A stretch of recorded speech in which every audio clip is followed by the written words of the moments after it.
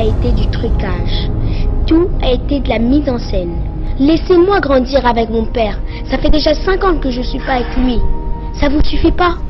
Dans un monde où les leaders spirituels sont souvent perçus comme des hommes, une figure féminine a réussi à se faire une place bien à part. Amy Grace Coutinho.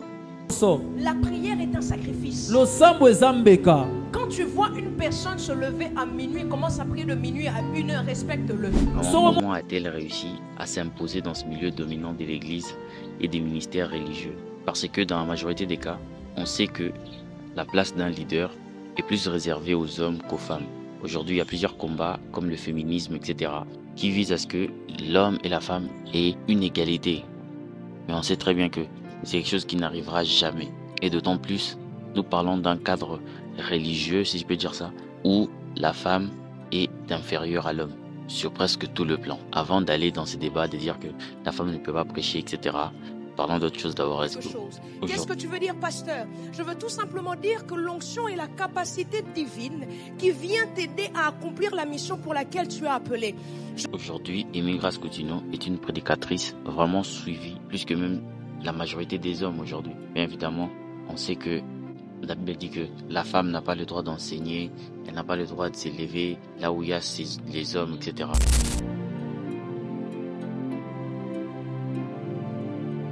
Il y a plusieurs de ces combats où certains croient au ministère de la femme et plusieurs n'y croient pas. La femme ne peut pas s'élever devant les hommes parce qu'il y a toujours cette référence scripturaire en mode la Bible a écrit bien évidemment qu'une femme ne peut pas s'élever devant les hommes comme ça. Et il y a d'autres qui croient au ministère de la femme. Alors c'est vraiment un long débat que j'aimerais même pas entrer parce que ça peut même pas finir. Mais au-delà d'être une prédicatrice, c'est vraiment une référence spirituelle pour de nombreuses femmes. Parce que, hormis le fait de ne pas s'élever devant les hommes, une femme peut prêcher, mais au milieu des femmes. Alors dans le milieu vraiment des femmes, tout ça, c'est vraiment une référence parce que elle a entre guillemets défier ces lois un peu traditionnelles de dire que la place de la femme c'est la cuisine. Aujourd'hui il y a plusieurs débats autour de ça et elle est vraiment à l'encontre de tous ces principes-là. Et tout ça par son influence et par son charisme. Elle a un charisme hors norme et ces charismes-là l'a emmené à beaucoup de choses comme à se tenir devant des grands hommes de Dieu. Vous savez aujourd'hui, bien évidemment, il y a eu des dames vraiment honorables bien avant elle. Je peux citer à l'instar de Maman Olangui. Comment aimer Dieu avec son cœur, comment travailler avec son cœur, même à la maison, comment aimer son mari avec son cœur, comment préparer avec son cœur. Je vais faire des séminaires.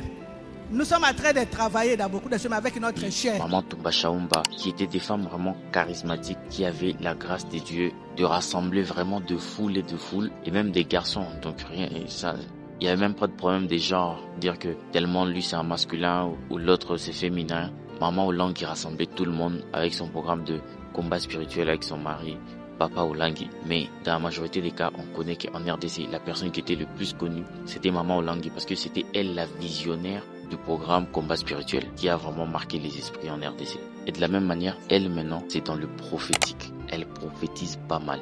Elle a souvent été aidée par beaucoup de personnes, à l'instar du prophète Joël Francis Tadou et plusieurs autres prophètes, parce que elle exerce un ministère prophétique vraiment fort et elle bénit plusieurs personnes par ses enseignements. Au-delà même d'aller, toutes les personnes qui se posent la question que faire tous ces combats-là, est-ce qu'une femme peut prêcher ou pas, doivent se rappeler d'abord basiquement du fait qu'elle est en train de représenter valablement les valeurs du royaume en évangélisant, en gagnant des âmes, en bénissant les vies par l'évangile de Jésus. Et pour l'histoire, elle est la fille d'un grand homme de Dieu, l'homme de Dieu Coutinho Fernando. Et en RDC, pour les personnes qui se rapprochent plus du vent évangélique, etc., ils connaissent l'homme de Dieu Fernando Coutinho, un homme de miracle hors norme.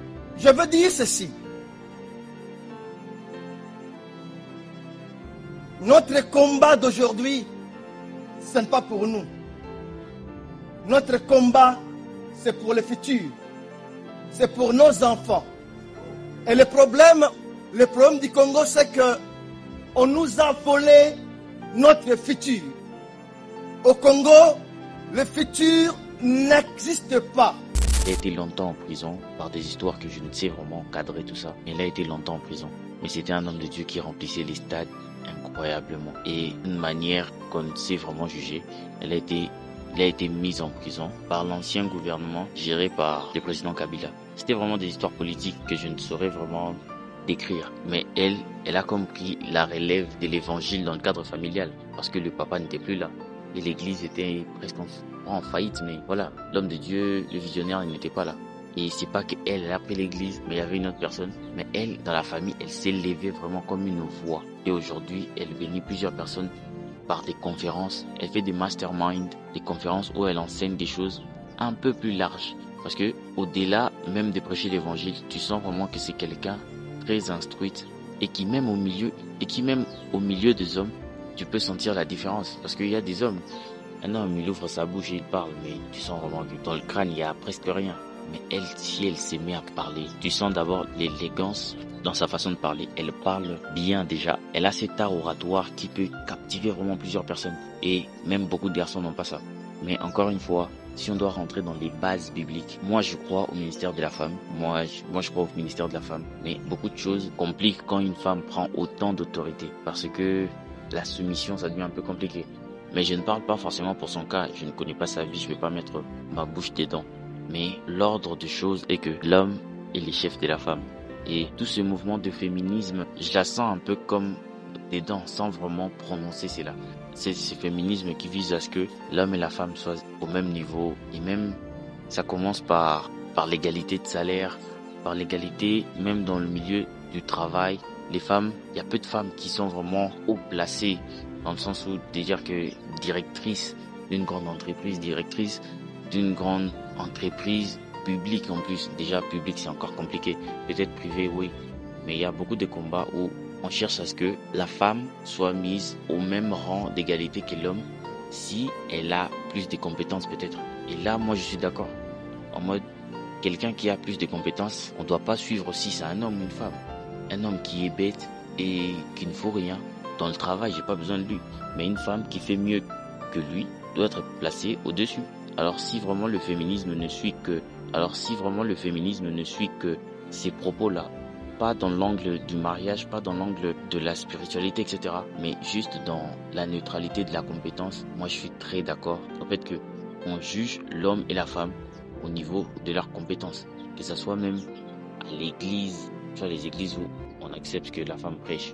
Si la femme peut mieux gérer ces services-là, pour moi, on devrait laisser la femme et ne pas entrer dans ces histoires traditionnelles et d'antiquité, de se dire que non, la femme ne peut pas faire, mais vous laissez un homme qui va tout gâcher, qui n'a pas les épaules pour ça, alors qu'il y a une dame qui peut avoir les épaules pour ça.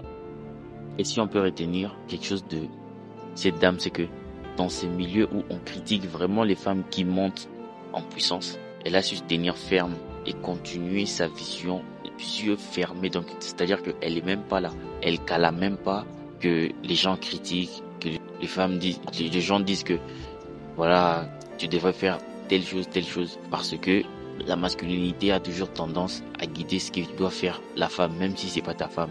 Tu vois, comme on dit soumission, t'es la femme à son homme. Plusieurs personnes, la fille d'autrui, elle est même pas ta femme, mais tu veux que elle soit soumise à toi. T'es fou carrément. Et vraiment, son abnégation jusqu'à ce niveau où elle est aujourd'hui, vraiment, c'est quelque chose de fait, d'incroyable et à féliciter.